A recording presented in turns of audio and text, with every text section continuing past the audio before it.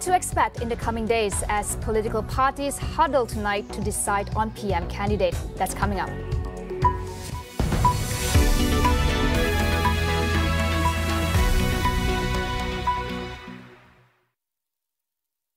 Saya boleh mengambil jalan mudah dengan saya mengorbankan prinsip saya untuk kekal sebagai Perdana Menteri.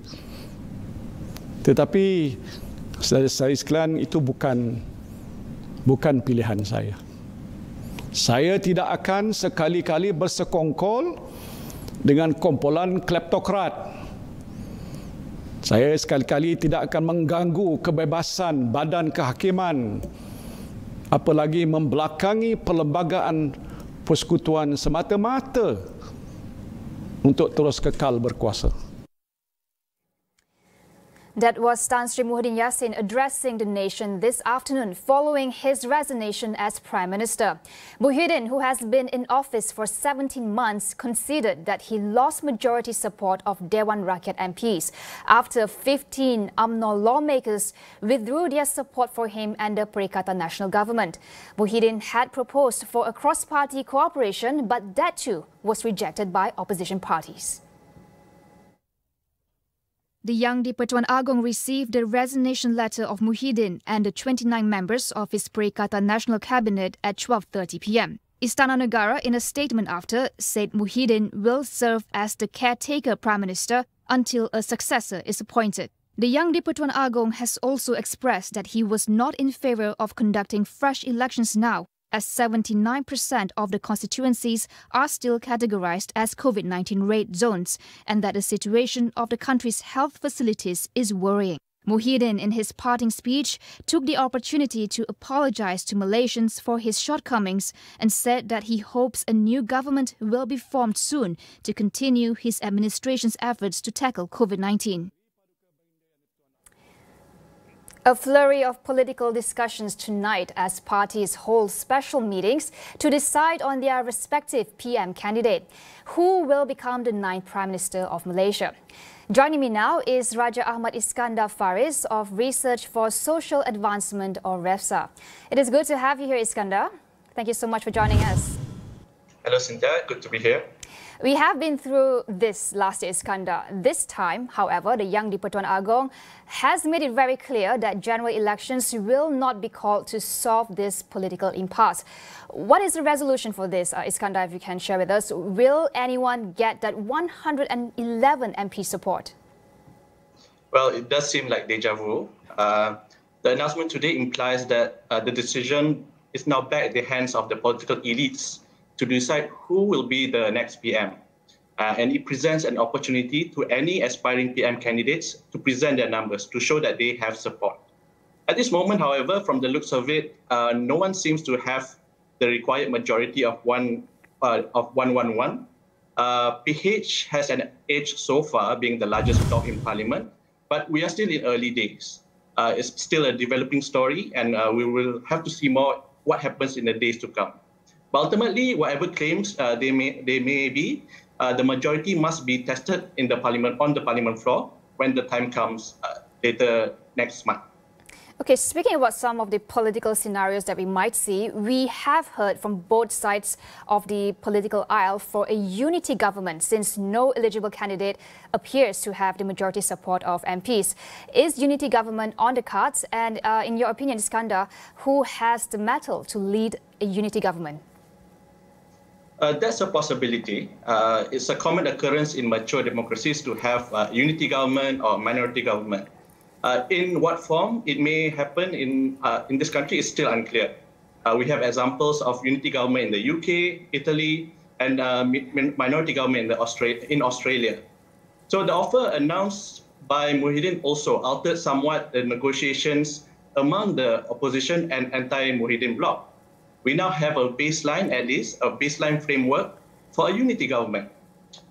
So to be clear, the offers made by Muhyiddin was in fact Pakatan Harapan's idea anyway.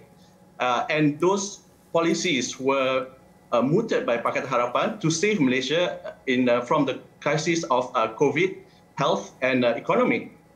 And on reform and how and who can lead the next government, the matter of PM has always been contentious. Even UMNO uses this narrative to oust Muhyiddin because they claim that the next government needs to have an UMNO prime minister. So the potential key to break any deadlock in negotiation, I feel, is the aspiring PM candidate should give a commitment that he or she will try to curb the powers of the prime minister and the executive. But this can be done in the form of a bipartisan rule through parliamentary committees. Then it might be able to open up a room of discussion among the different anti-PN blocs. Of course, this is not easy. Political stability may still be elusive, but it can lead to a more functioning political order. And this is what we need in a situation like the pandemic we have right now. All right, thank you so much, Iskandar, for sharing your thoughts. Raja Ahmad Iskandar of Research for Social Advancement, REFSA. Now, coming up, with no clear candidate to succeed Tan Sri Muhyiddin Yassin, we will take a closer look at the power of a caretaker prime minister and the possible political permutations. That's on Consider This right after AWANI Tonight. The public need not worry about the Prime Minister's resignation. Chief Secretary to the government and the Chief of Police both assured that public services as well as the country's safety will not be compromised during this transition period. The government's Chief Secretary Tan Sri Muhammad Zulkifli Ali reassured that all civil servants, particularly frontliners, remain committed to delivering government services and will not be affected by the situation. Day-to-day administration, he said, will continue to be led by chief secretaries of respective ministries and heads of federal departments as usual, and all initiatives would not be affected, especially the national COVID-19 immunization program. Meanwhile, Inspector General of Police Datuk Sri Akral Sani Abdullah has given assurance that the country's security and public order are under control and urged the public to remain calm. Caretaker Prime Minister Tan Sri Muhyiddin Yassin urged Malaysians not to worry about the country's fight against the pandemic, stressing that the Perikatan National Government has secured more than 87 million doses of vaccine for the people. To all my fellow Malaysians, you don't have to worry. My cabinet has ordered more than enough vaccine for all of you. And if the vaccination program goes well, all of you will get vaccinated by the end of October, inshallah. Muhyiddin also urged his successor to ensure that the COVID-19 immunization program continues and said herd immunity by the end of October is still achievable if the program runs uninterrupted. We will go for a quick break. Stay with us.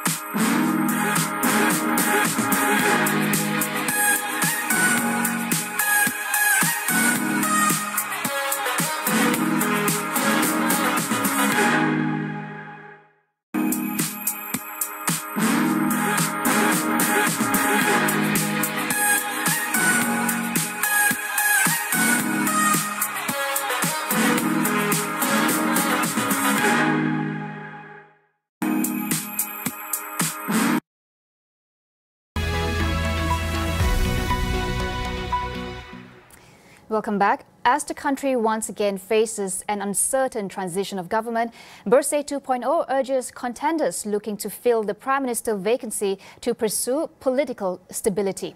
Chairperson Thomas Phan said the way forward is by offering multi-partisan governance and continue pushing for institutional reforms.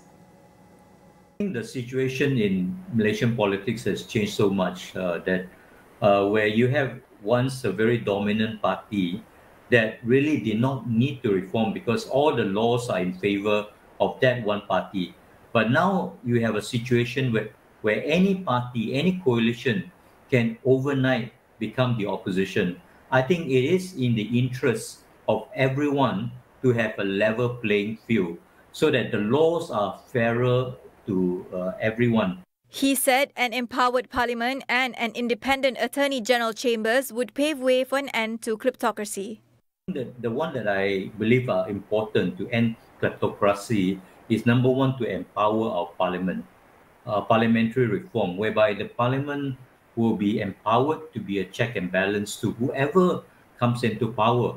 And the other important reform is also to reform the attorney general's chamber, because right now the AG is also the public prosecutor. So this is where the decision to prosecute or not is not really independent, because oftentimes it is the opponent of the government that get prosecuted.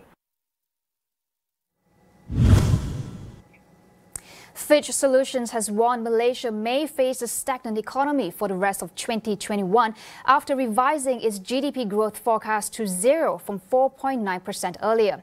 The contraction was on the back of rising COVID-19 infections, disrupting the country's economic recovery even more than expected. Fitch attributes the contraction to increasing stringent lockdowns that were implemented in the second quarter this year that culminated in a national total lockdown. It also dismisses any prospect of a late economic surge in 2021 due to the increased vaccination rate, as herd immunity might not be achieved before the end of the year.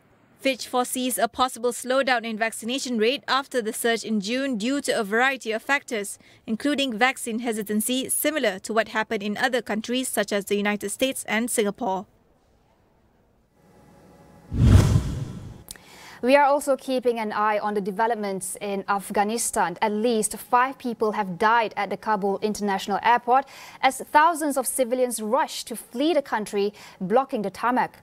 It was unclear how the 5 were killed. Footage shared on social media appears to show Afghan civilians clinging on to an airplane.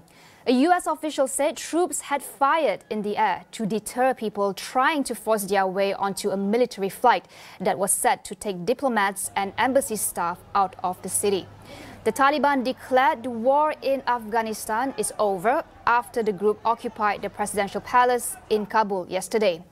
It took the insurgents just 10 days to take control of the country, capturing 26 out of 34 provincial capitals. President Ashraf Ghani has fled the country on Sunday, saying the move was to prevent bloodshed. The Taliban stepped up its campaign to defeat the US-backed Afghan government as foreign forces started to withdraw from the country after a 20-year war.